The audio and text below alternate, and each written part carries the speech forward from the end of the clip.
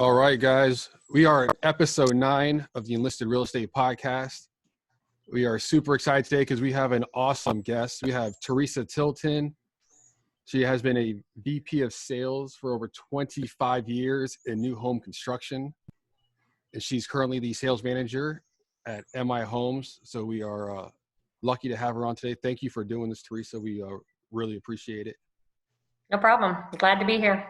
Hopefully we can help out some people who want to get into new home sales. We get some insight into the world of VPs and sales managers, because us as sales consultants, we only see things on one side usually, and it's all about the sale. So the first thing I want to ask you, I'm going to ask everybody in this role is I am a horrible interviewer. I'm horrible at interviews. You interviewed me twice. I did. So, and you were the first person to give me a shot in this industry when everybody else said, "No, Richie, you're an idiot. Get out of here." I did not. Not you. Everybody else, all the other ones. So, I want to know, what are you looking for when you're interviewing somebody? So what I look for is their passion and their, as always, the fire in the belly. Remember me always saying that is the passion and the fire in your belly, and your determination, your what your day looks like in new home sales, as far as even if you're not in new home sales, questions like what would you do if traffic was slow, that kind of stuff. And really just why you're in it. Why are you in the business? What do you want to get out of it? And what's your end goal? So I just want to make sure that you have a lot of energy and just a lot of passion for the business, because it's a cyclical business. So you've got to come into it understanding and knowing that there's going to be ebbs and flows in the business. And I tell everybody when I interview them that you have to have a year's worth of savings in your bank account to sustain while you're getting ramped up. And if you're not prepared for that, then you won't make it, because it's like I said, you got to get ramped up. You have to be able to learn the business, especially if you're a rookie. You have to learn everything A to Z, and it takes a while to get that done. So just a lot of energy, a lot of excitement, a lot of fire in the belly, and a lot of passion for the work that we do.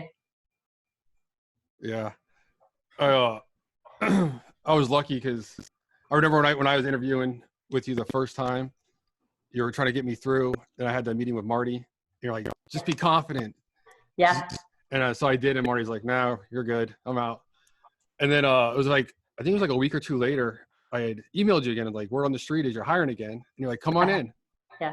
And we were talking, and then Marty walked by the office, and he saw me, and he sat down. He was like, "Let's do this right now."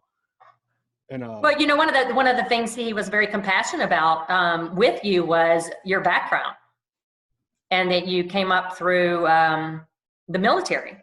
And he's really passionate about people that have come up through the military and stuff like that. And when I told you to come in and be confident, that you needed to do that with Marty, right?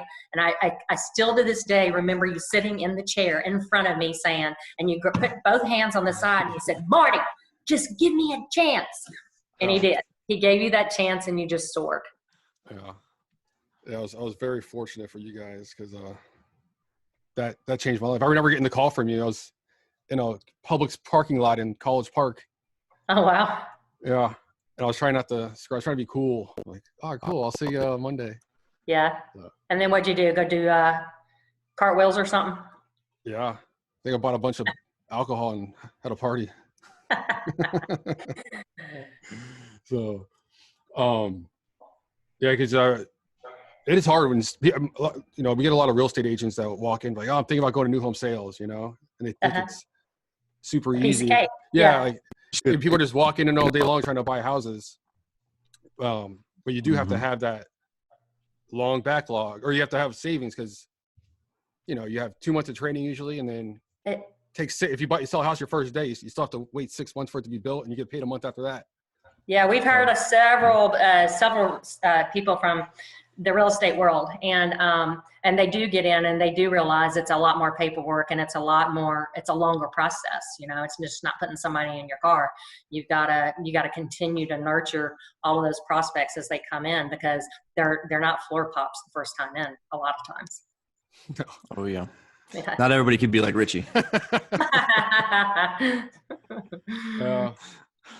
I think that's the hard part too for those realtors is, when somebody comes in and having the ability to take them wherever they want to go, sell their home, they can do a resale or any of the other builders, but they're only tied to that one company. They don't have that option. I just, in conversations, a lot of them struggle with that concept and not being able to, you get to know somebody, I can't take you, across the street, to something else. So that's hard. Yeah. So you've been doing this for a very long time. How long have you been doing this? 25 years? Over 25. I was born into this business. My dad had Connor & Company Real Estate in Huntsville, Alabama. So it's been in my blood since I was born. But I started out with a builder in Charlotte, North Carolina, and was there for 9 years when my husband was transferred here to Orlando. And then I went to work for another major builder for 4 years.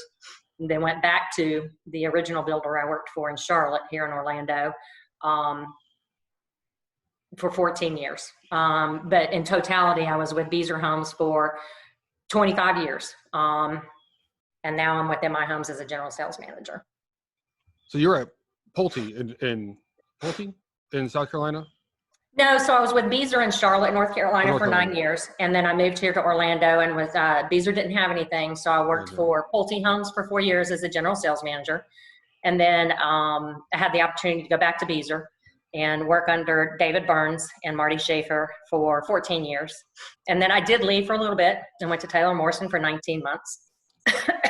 And then Beazer asked me to come back. And so I went back for 3 years. And then we parted ways in November of 2018. And then I joined and I did consulting for private builders this past year, which was a lot of fun. Helping new private builders get started up in new home sales. And then had the opportunity to join MI Homes in December of 19 as the general sales manager, reporting to Jeff Kaiser. And I said to myself this morning, and when I joined, I was like, I've done this for so long, what else can I learn? And I was very open to that. Even when I went to Taylor Morrison and even joining MI, I've learned so much more than I never knew that Jeff's able to train us at MI. Things that, you would think being in this business, you would know it all, right? But you don't. Right. So I've learned a lot at MI and the way they like to sell and their techniques and stuff like that. And it's been interesting because it is different and it is fun. Yeah. How is it that transition going from like the VP, so you're the boss, to the sales manager? It's actually been fun. Me, I was always in the field anyway with y'all. And there's stuff that I always tell you all that there's things that I will ask you to do that I wouldn't do myself. The whole Disney on the outside, Neiman Marcus on the inside. If it rained and there was mulch out there, I was out there sweeping with you. So it's been fun. I mean, I'm in the field with them every day and, just during this trying time, keeping them all pumped up and excited about what they're doing and going to a different level of selling with virtual selling. Right. So it's been fun. I've had a great time and learned a lot. Yeah. So when you were in North Carolina, were you in sales? I was working for Beazer as a sales support manager. Okay. So I had, I think it was 9 different VPs of sales while I was there. And I always said to myself, I would learn from every one of them what I would do and what I wouldn't do as I climbed the ladder in my career. So I think that's what's made me a better person and a better leader, is because I learned from so many the right things to do and the wrong things to do. So I've applied all of that my entire life. And as you all know, I always say family first, and I like to lead, motivate, and train all of you, spiritually, personally, and professionally. And I just love seeing you all grow and make a ton of money to provide for your families. I'm the type of manager that I don't care how much money you make. I'm in this business because I like to do what I do. If I wanted to make the big bucks, I'd be selling. But I just like doing what I do, and that's why I do it.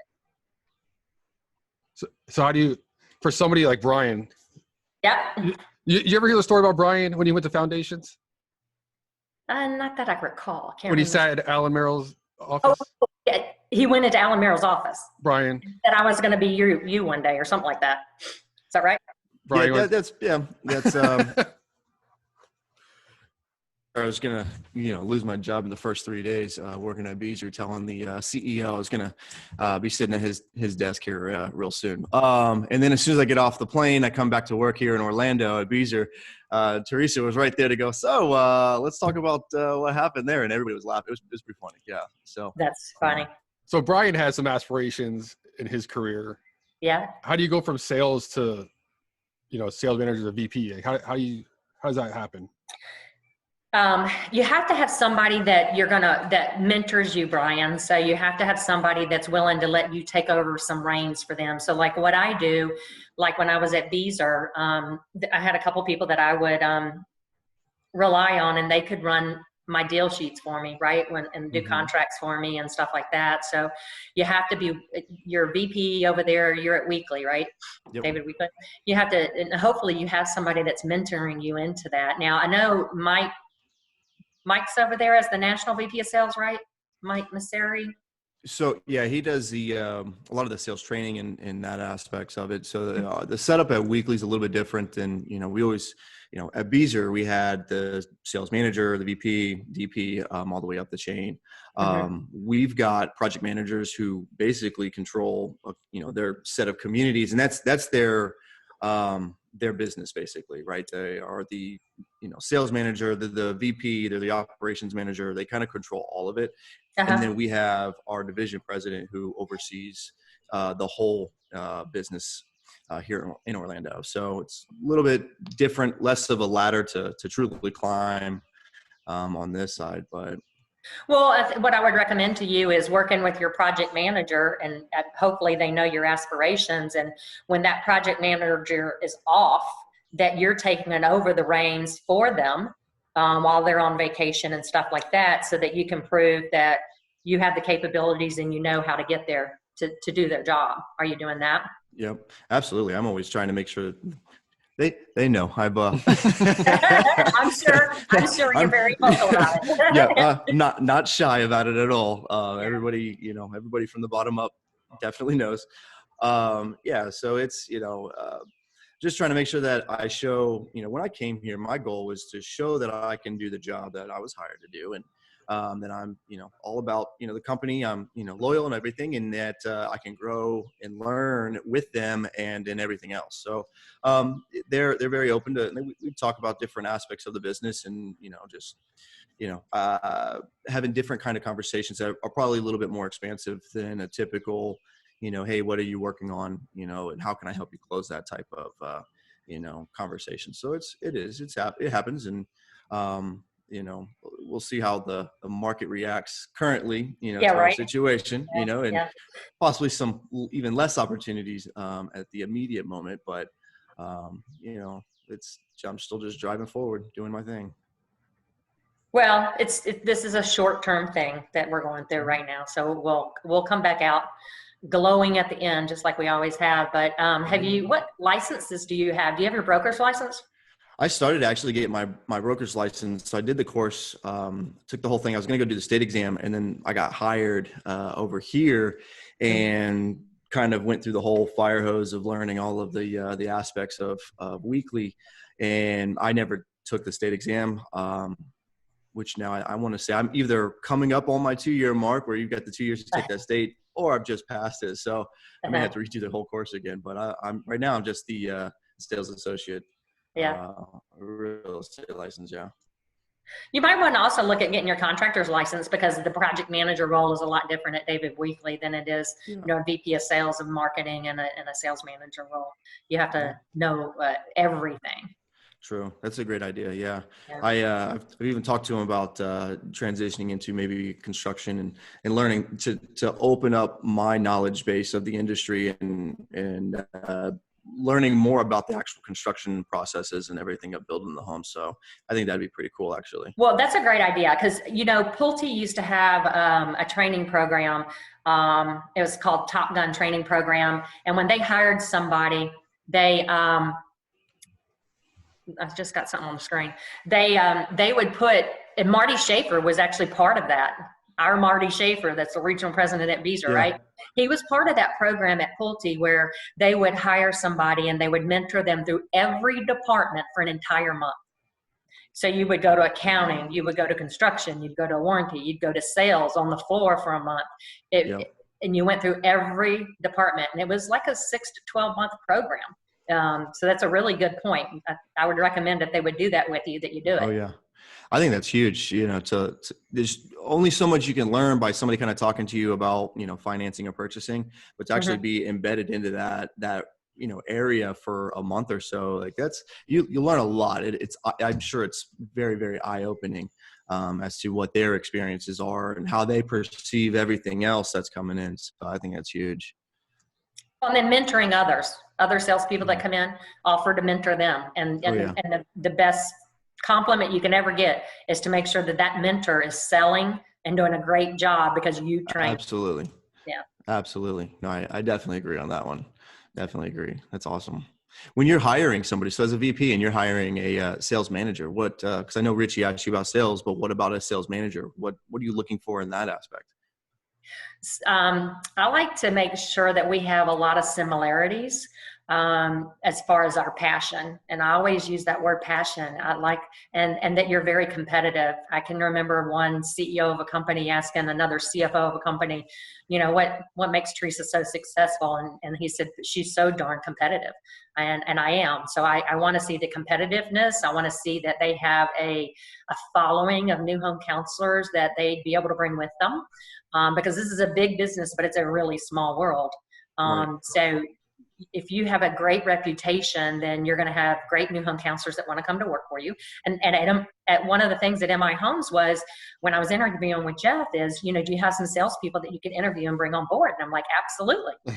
So when we're hiring, I'm calling, the top producers and the ones that I know, seeing if you're interested in the business. And that's one of the things as I bring on a sales manager is, tell me a little bit about your track record and what are you looking for in a salesperson and what are you looking for as a VP of sales, so that we can make sure that we gel together. It's like when I hired Heather Hupp over at Beazer, she and I were very much alike, but we could play good cop, bad cop, and we always had each other's backs. Right. That's a great point. Yeah. Just making sure that, you blend and mesh and everything and kind of at least have the same, thought processes and goals. Yeah. That's a big goal for success. Well, and the other thing too, when you're hiring even a new home counselor, you have to be looking at them as if they can become your next sales manager. And you have to hire a sales manager, and you can't be afraid of hiring a sales manager that's going to be willing to take your job one day. Because it just makes you a better manager, being able and not being afraid to hire somebody that's going to take your place one day, because that makes you better. Fair enough. Absolutely. Yeah, I agree. Especially that's a big thing, like Brian, in the military, you're always training the E1s, E2s to do your job so you can go to the next job. Right. So you want them to be better than you. So everybody just keeps getting better and better, and it looks good on you. If you hire somebody,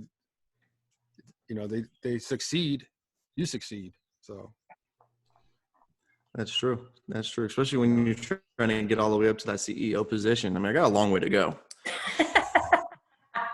Why don't you give Alan a call, Brian? I know. I thought about that the other day. I should just give him a call.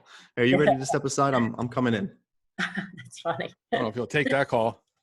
Yeah. Well, and the other thing, that one will get. the other thing too, when I was working for the private builders last year, and I knew that I was getting ready to leave, and and the one builder that I was working for, Aldo Martin at Bella Vista Building Group, he knew that I was going to continue to interview because my goal was to get back with a big builder, right? Mm-hmm. And he knew that going in, he 100%. So when I got the call for an interview at MI, knowing that I was going back to work for the division president that I used to work for 12 years at Beazer, I was very excited about it. And so before I left, I called Aramis. And I said, hey, Aramis, I think I've got a great opportunity over here for you, because I knew he always wanted to get into management. So now he's over there as the sales manager. And so he's learning a lot over there, which will prepare him for his next step. Oh, yeah. That's a big name, Aramis. He was on the last episode. Mm-hmm. Yeah, I remember that. Mount Rushmore. That guy knows what he's doing. That's right. That's true. Oh, yeah.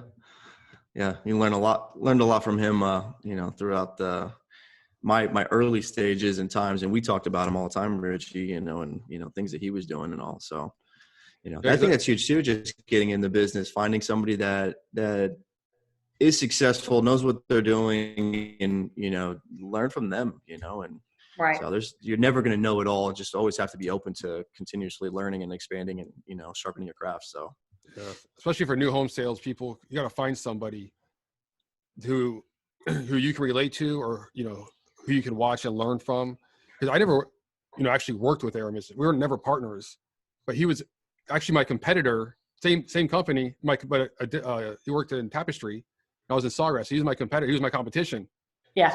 So a lot of times, sales manager, VPs, you set the goals for the sales counselors in the community. If it's like 3 or 2 or whatever it is, and you have these people compete against each other, right? Mm-hmm. Yeah, I never competed against my partner. I was always competing against him. I didn't care what my partner was doing. I was chasing Aramis. So it never mattered to me if you set a goal for 2, 3, whatever. I had my personal one, and then I'm trying to beat him, because I know if I could beat him or get close, you're doing pretty good. Yeah. Because that dude's doing like 70 homes a year or 80 homes, whatever it is. Right. Probably more than that. So, because also with sales, pretty volatile. If you're not selling, you're not going to last long. Right?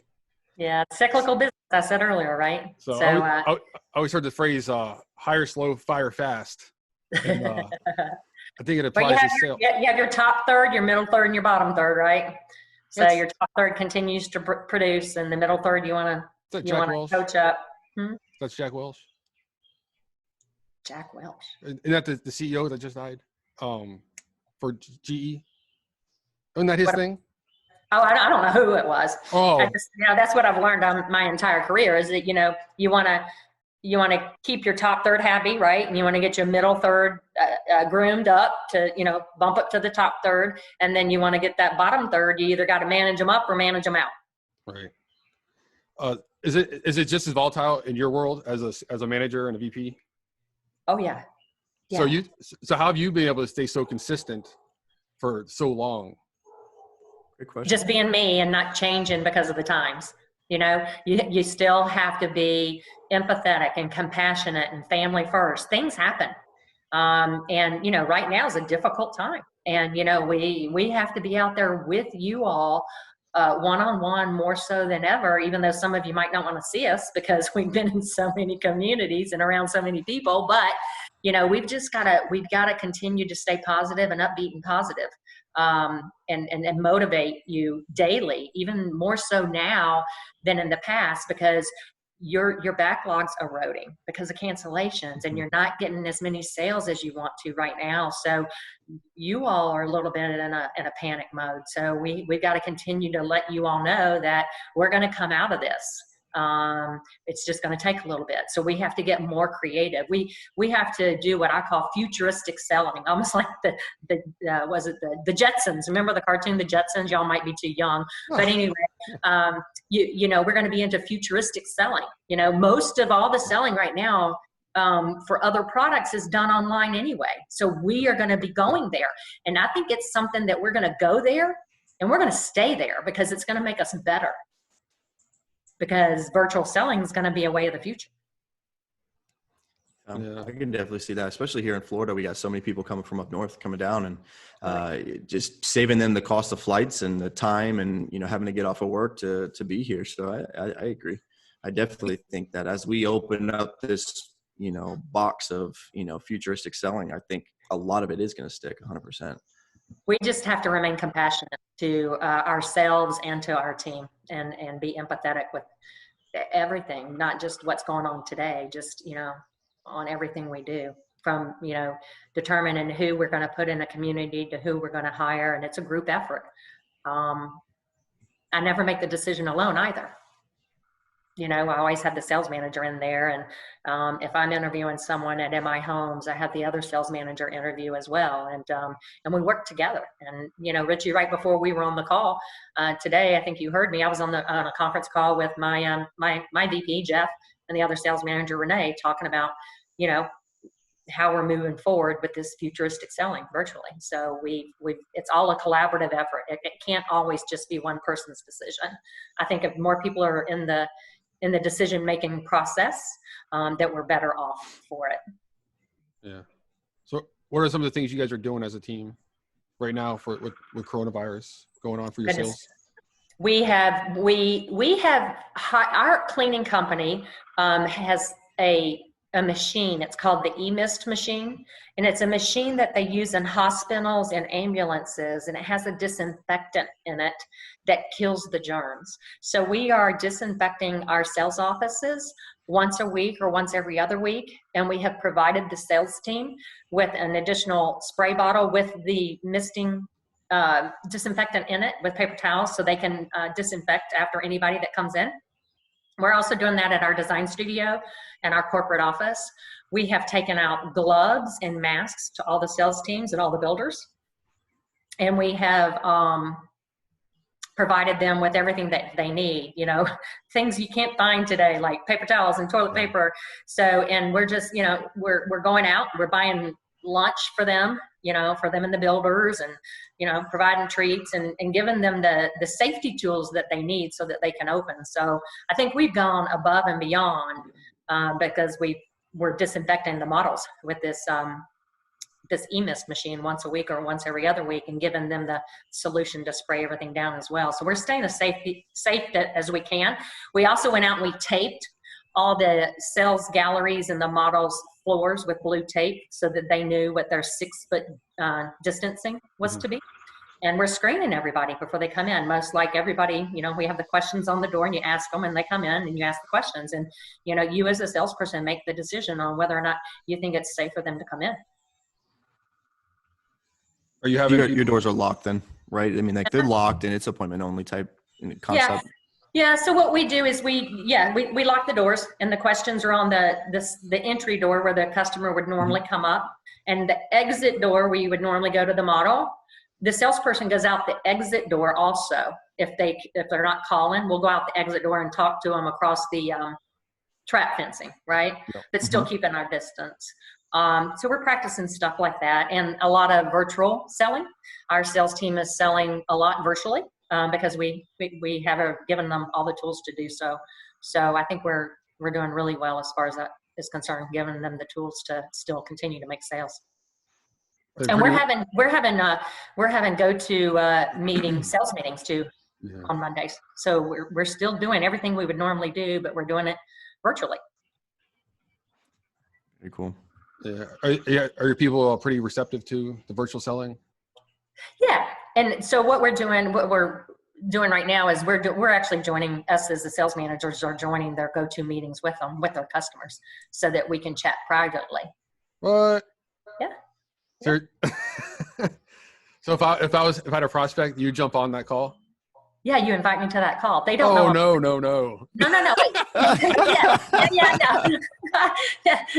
No. Because they don't know I'm on. Only you know, and then I can chat with you back and forth. About what? Helping you overcome some objections if they have any. Oh, they're gone. I can't have you guys listening to what I say. Richie, you're not confident then. Why aren't you confident? I am confident. I was going to say, I don't know if it's the confidence level. I think it's the fact that the questionable the way tactics, I say things, which they do work though. I mean, yeah. I sell like I talk. I sell. I'm not a cut dry script. Yeah, not a script. It's very me.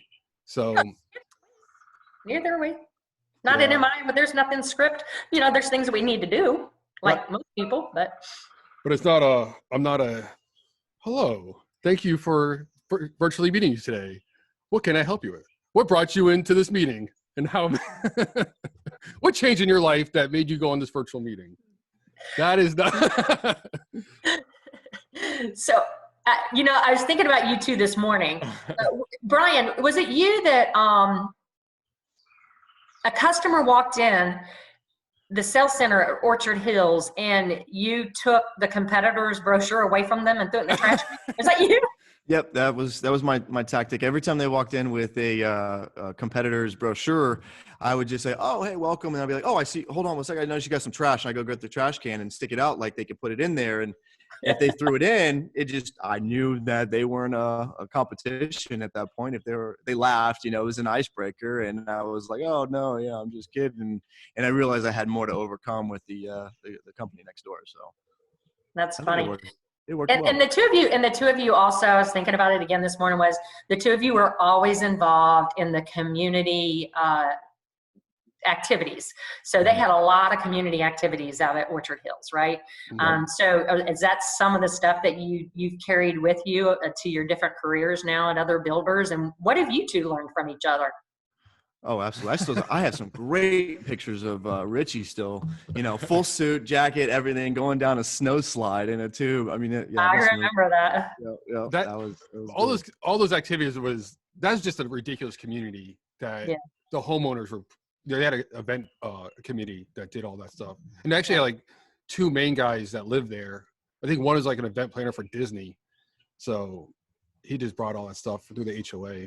But we just participate. We'd go and say hi to everybody, Well, that was great though that you did it because you got referrals that way. Mm-hmm. Yeah. Oh yeah. It staying close with the homeowners even once they've purchased and living in the community and keep just maintaining that relationship. It definitely helps, because if they have friends or family members or many times people come in and they're like, "Hey, I was talking to so and so and they told me I needed to come and see you and I'm on the market for a new home," and it helps kind of already get past that icebreaker and you already have that introduction, before they even walk in. So I think it's extremely helpful. But you asked I've learned Brian actually calmed me down. Working with Brian calmed me down. Oh, wow. Yeah. I haven't seen it, Richie. Well, you have to balance each, like your partner should be balanced, right? So when it was me and Dana, I was the ridiculous one and Dana was, who brought me back down to earth. And then Brian came along and he was just me, but more sarcastic. So we could have two of us like that. So one of us had to balance it out. So that's what I took on. But I like it.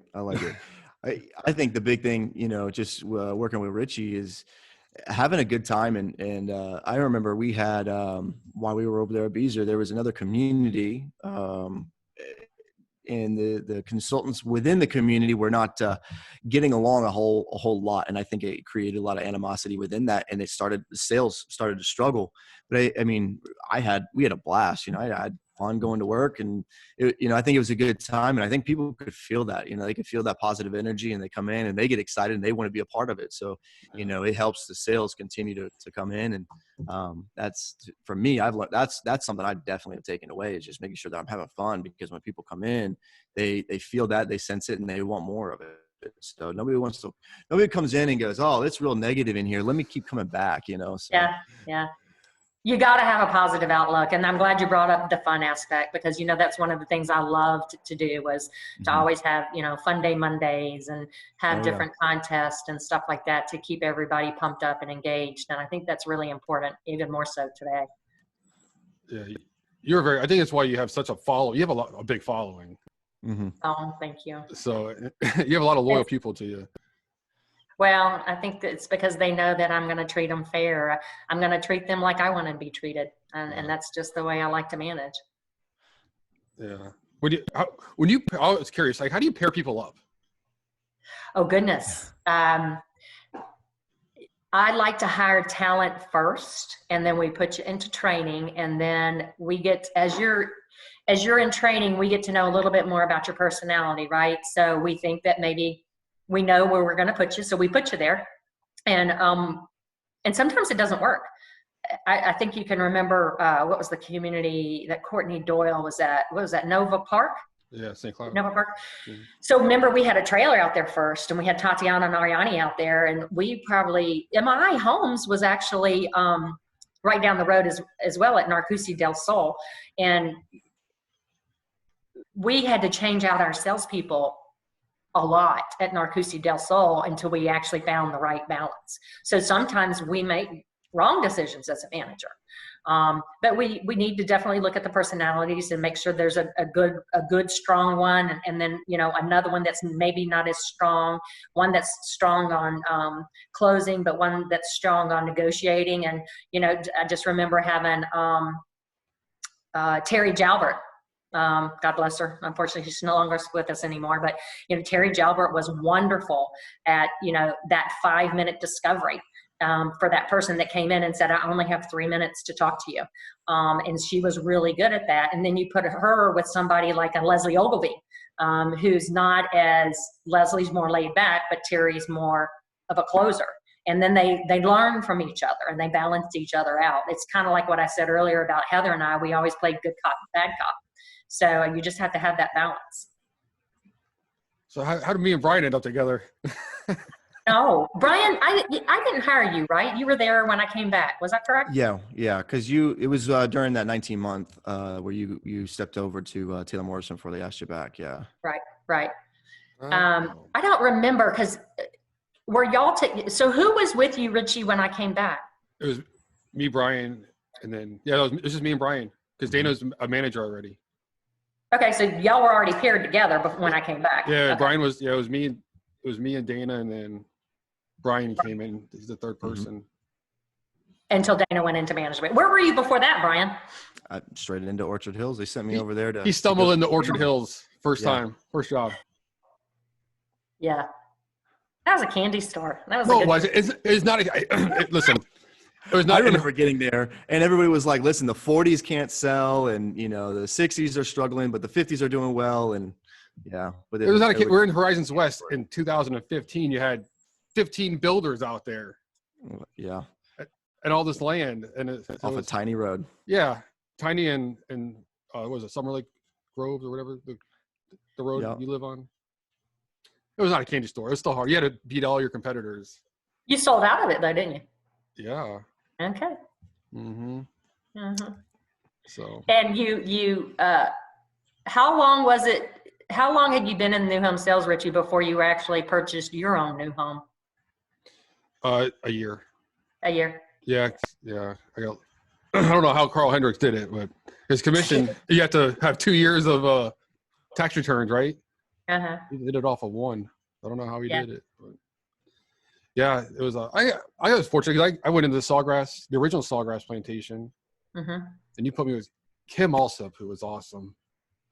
She just called me yesterday. I got to call her back. Yeah. Oh, Kim. Now you want to talk about selling? She might be the other person on Mount Rushmore because that girl can sell. Yeah, she's a good salesperson. And she is. I learned a lot from Kim too. But yeah, but I remember because when I got there, I sold 4 houses that first month. Uh-huh. And then you guys moved me. Yeah. To Windermere. Yeah, we have to make those decisions. And that was. We have to do what's right for the company. Mm-hmm. Mm-hmm. So, what was it like when you came back, having to work with Brian and me?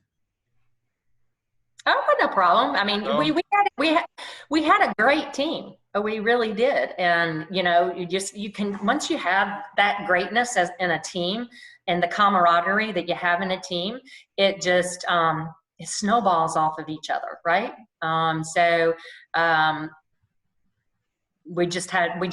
We have to always forward think about when we're going to sell out of a community, and we have projections of where we're going to have to put people and stuff like that. So we always knew y'all were a great team, but we knew we'd have to bust you up one day. Yeah, I always think we could be frustrating to deal with if for managers. Yeah, you were. It's the one thing that you all did do good was you knew how to blow up balloons and put them out. I haven't done that since. Huh? I haven't done that since. Are you serious? We don't have helium or anything like that. Yeah. I don't think I have either, actually. Wow. Yeah. Wow. Yeah, but y'all did a lot of good stuff together. There's always learning opportunities for everybody, and sometimes you would take it, Richie and Brian, and sometimes you wouldn't. But we would continue to be persistent on what we needed to do to be successful, and that's why I think that you are where you are today. Is because you listened and you've been very successful at what you did.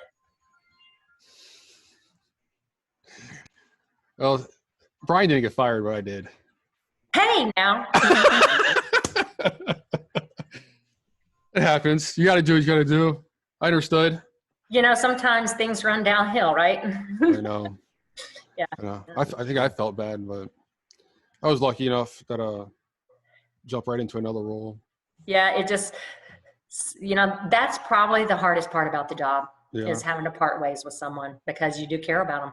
And I really do. There's been a couple that I've had to do that, to this day brings tears to my eyes that I had to do it. But it's part of management. That's something that I know I always could feel, working with you, Theresa. There was like, you cared, like there was like, it wasn't just, being a manager and directing and managing, but there was a true concern. And I mean, you cared about everybody who, worked underneath you, and that, just if anybody hasn't told you that, I mean, that is felt. So, I know I talked about it before, back in the day. So for sure. Oh, thank you. I learned it all from my mama. God bless her. I just lost her in January, but she raised us right. There you go. And take that with you. And, it's always nice to have that to carry on, Yeah. And it's like living, the legacy living on. She was definitely the matriarch. Yep. How much time how long have we been on this thing? We started at what? Well, Brian had technical issues. So I think we started about 10:15. It's 10:56. Oh, there's a lot of insider things I want to know. I can't give you trade secrets, my friend. No, not like that. I want to know, like, things about like when you open a community, how do you decide what you're going to put in, how you decide your lineup? Your product lineup? Yeah. Gotcha. So we meet collaboratively as an ops team. When you're VP of Sales and Marketing, you meet and determine the product mix and how many lots and what the competition's doing. So there's a lot of studies done on what the competition is doing and what they're selling, and we need to go in there with the product that's either going to be competing with them at a better price or not competing with them with a different product level. And it's not done by just one person. So what'll happen is the land department will put the whole package together for the to go up to corporate, and it's done in conjunction with every department head has to sign off on that book. At Beazer it was called the LAR book, and at MI the same process is done. So at MI Homes, all the department managers are involved in that process and have to sign off on that they believe that this is the product that needs to go into that community to make it successful. And all the numbers have to line up and all the margins have to be accurate within the guidelines in which corporate is giving you. And sometimes that changes. So you might have put a land deal together a year ago, and then the market changes. So you may have to change it before you actually roll out. And when you do that, you have to go back to corporate and give them the reasons why you're changing it and what changed in the market from a year ago to today, to determine that you're rolling out the right product. And then there's a whole rollout plan. Yeah. So you have to, the rollout plan starts probably 6 to 8 months before the community even opens.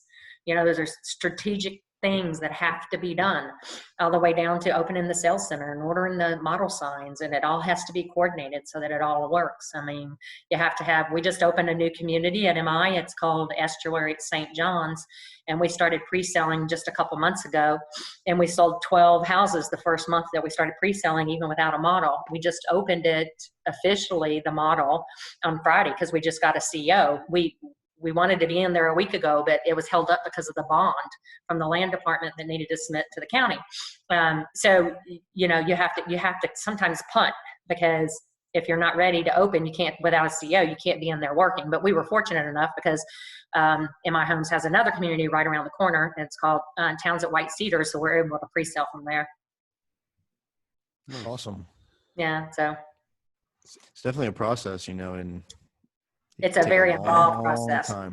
When you there's spreadsheets after spreadsheets after spreadsheets that you meet on when you do your community updates every week. Because not only do you have to go to ops meetings, you have to go to community update meetings every week. And you would go to those community updates and you would have to go through every line item, through every department to make sure you're on target for the end date to open.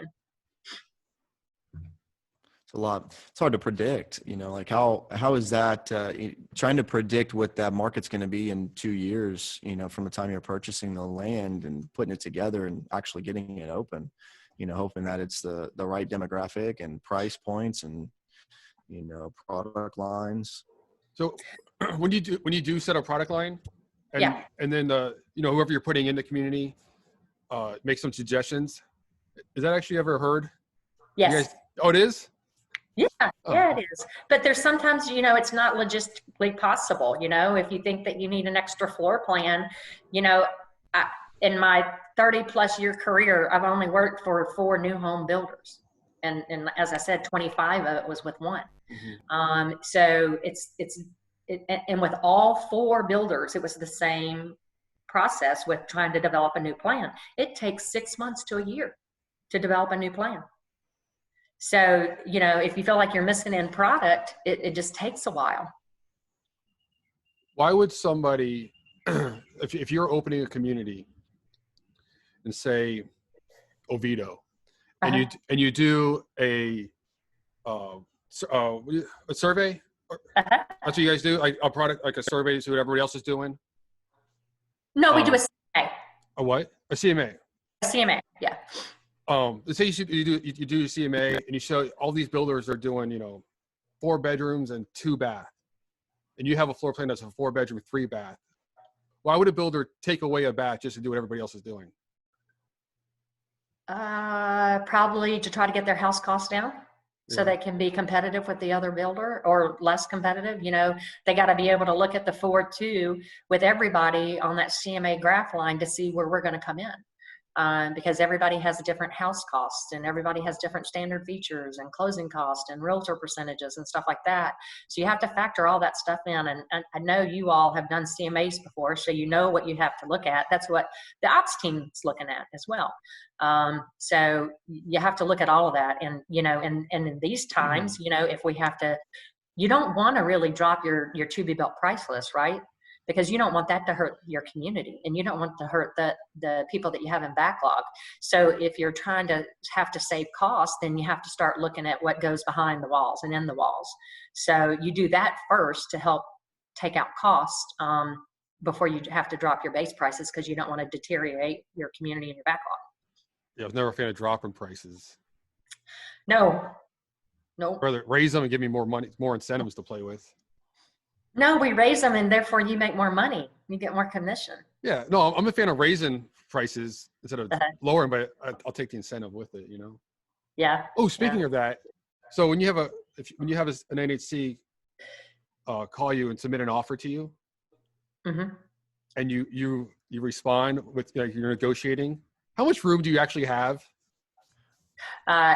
With my current position, none. We do not negotiate. We do not negotiate it in my homes. On inventory?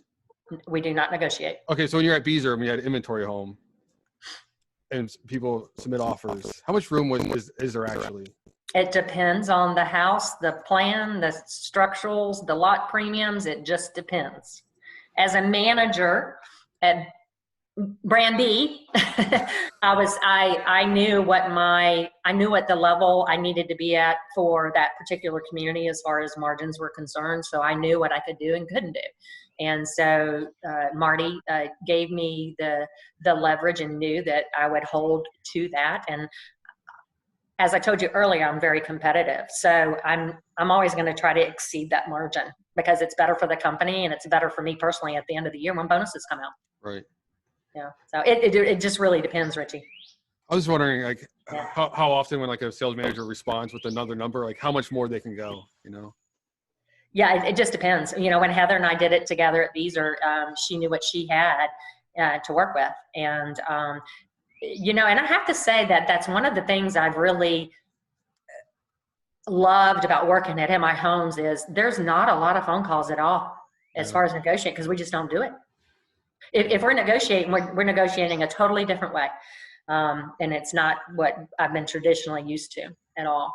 But I always like to try to get more if I can. Of course. Yeah. I mean, it's broken down. It's margins, right? So you have to make so much money off of a home in order to stay in business, keep the lights on, and then of course you're trying to be profitable. So it's I imagine you probably have set margin lines, that we have to have this on minimum on every single home. So when it comes to negotiating, it just depends on where you're at and how close you are. I told Brian before, I hate negotiating. I'm not a fan. I'm telling you what, I love it. I love the fact that we don't do it here because, that's just the way our salespeople are trained over here at MI Homes is we don't negotiate. We just don't. They have their parameters, and if you don't even call me if you've used it, and we just don't. Yeah, I learned a lot from Carmen about how to use your incentive. Because she used to never give it all away. She would always ask people, "What do you need?" Well, why do you lead with that anyway? Don't even lead with that. Well, listen, Carmen would chain them to their desk for the first 2 hours. And then once they're ready, she would ask them, because everybody always asks, how much you giving me for closing costs, or how much you giving me for design, options, what's your incentive? Everybody asks. That's some people's first question when they walk in. Mm-hmm. So I was like, you don't even know that you haven't seen the house yet. What does it matter? Yeah. Let's find the house that you're wanting first, and then we'll find out what's important to you after that. Buy me dinner first, and geez. Golly. Yeah. All right. Those are the best ones. Yeah. Well, Theresa, Brian, you got anything else for Theresa? Anything you want to know? No. I wish Thank I had you for Facebook Live for you, so I got people writing questions for you. Who, me? Yeah. Yeah. There you go. That would have been perfect. I know. We could have done that. Well, Richie, one of the things I told you yesterday is one thing that I would like to see y'all do is help. Let's train realtors on how easy it is to sell virtually. So I think, a good podcast for you to do next is maybe work with a new home counselor and a realtor and a prospect and show how easy it is to sell a home virtually. Oh, that's a good idea. Yeah, that's awesome. I like that. A lot of this is going to be about realtors selling new construction because it's so easy for them. All they do is just walk them in and introduce us and tell us what their buyers are looking for, and we'll take it from there. Well, the realtors also need to make sure that their prospects know that we're taking their safety at heart. And if the realtor believes that they can sell virtually a new home with their prospect, and they don't even have to be in the same room with their prospect and how easy it is, if we can educate them on how easy it is for them to sit at their office or their home and be able to go to a go-to meeting or a Zoom or whatever with their prospect and a new home salesperson and take them through the entire process to show them and educate them how easy it is. Yeah, we should do that. I mean, this isn't really anything.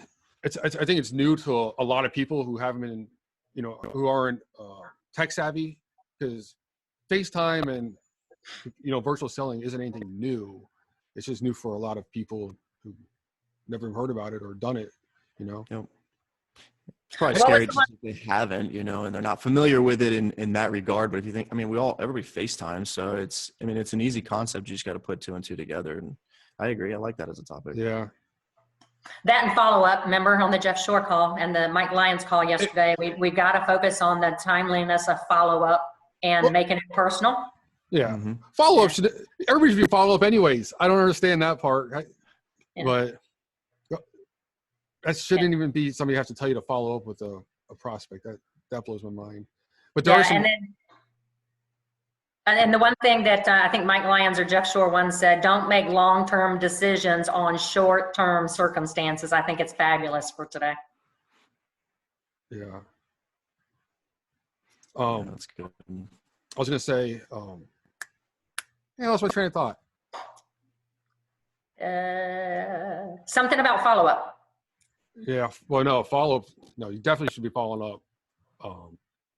But something about the virtual selling. Oh, well.